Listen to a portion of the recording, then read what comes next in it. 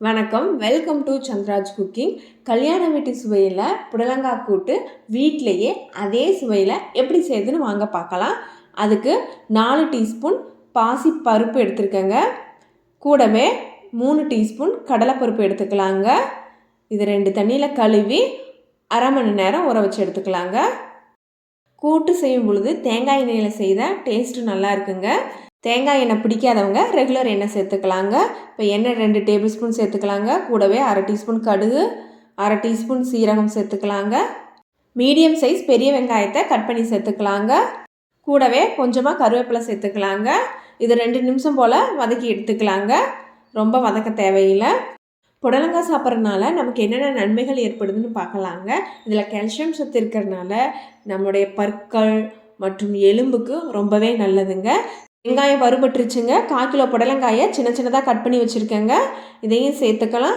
சேர்த்து எண்ணெயிலே 3 நிமிஷம் வதக்கிக்கலாங்க. புடலங்காய் சிறுநீரகம் செயல்பாட்டுக்கு ரொம்பவே நல்லதுங்க. கிட்னியில் ஸ்டோன் ஏற்படுறதுக்கான வாய்ப்பை குறைக்குதுங்க. கல்லீரலுக்கு ரொம்பவே நல்லதுங்க. புடலங்காயில் நீர்ச்சத்து அதிகமாக இருக்கிறனால உடல் எடையை குறைக்கணும்னு நினைக்கிறவங்க இதை ரெகுலர் டயட்டில் சேர்த்துக்கலாங்க. இது ரொம்பவே எடையை குறைக்கிறதுக்கு ஹெல்ப்ஃபுல்லாக இருக்கும். பாருங்கள், 3 நிமிஷம் ஆயிடுச்சு. இப்போ லிட்டு ஓப்பன் பண்ணி பார்க்கலாம். லிட்டு ஓப்பன் பண்ணதும் நல்ல சீரக வாசனைங்க சூப்பராக இருக்குது. இந்த மாதிரி எண்ணெயிலே புடலங்காயை வதக்கிறப்போ கூட்டு ரொம்ப ருசியாக வருங்க. பாருங்கள், புடலங்காய் தண்ணி விட ஆரம்பிக்குது. இந்த ஸ்டேஜில் நம்ம ஊற வச்சுருந்த பருப்பை சேர்த்துக்கலாங்க. கிட்டத்தட்ட இது 3/4 மணி நேரம் ஆச்சுங்க நான் ஊற வச்சு. அரை டீஸ்பூன் மஞ்சள் தூள் சேர்த்துக்கலாங்க. ருசிக்கேற்ப உப்பு சேர்த்து கலந்து விட்டுறலாங்க. பருப்பை ஊற வைக்க டைம் இல்லைன்னா நம்ம டைரெக்டாக குக்கரில் சேர்த்து 1 or 2 விசில் விட்டு புடலங்காயோட சேர்த்துக்கலாங்க. இந்த மாதிரி செய்தால் குக்கிங் டைம் நமக்கு குறைவாக தேவைப்படுங்க. நல்லா சாஃப்டாக வேகிறதுக்காக 1/4 கப்பு தண்ணி சேர்த்துக்கலாங்க. ஸ்டவ்வை சிம்மில் வச்சு மூடி போட்டு 1/4 மணி நேரத்துக்கு வேக விடலாங்க. இடையில லிட்டு ஓப்பன் பண்ணி கலந்து விட்டுக்கலாங்க. பாருங்கள், பருப்பு 70% வெந்திருக்குங்க. இன்னொரு 5 நிமிஷம் போல் வேக வச்சு எடுத்துக்கலாங்க. பருப்பு புடலங்காய் வெந்துட்டுருக்க டைமில் கூட்டுக்கு தேவையான ஒரு மசால் ரெடி பண்ணிக்கலாங்க. சின்ன சின்னதாக கட் பண்ண தேங்காய் அரை கப்புக்கு கொஞ்சம் குறைவாக எடுத்துருக்கேங்க. துருவன தேங்காய் இருந்தால் அரை கப் எடுத்துக்கோங்க. காரத்துக்கு ஏற்ப 2 பச்சை மிளகாய் சேர்த்துக்கிறேங்க. கூடவே அரை டீஸ்பூன் சீரகம் சேர்த்துக்கலாங்க. சேர்த்து கொரன்னு அரைச்சி எடுத்துக்கலாங்க.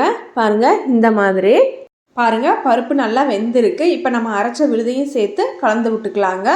புடலங்காய் நம்ம உடம்புல உள்ள கெட்ட கொழுப்பை நீக்கிறதுக்கு உதவி செய்யுதுங்க.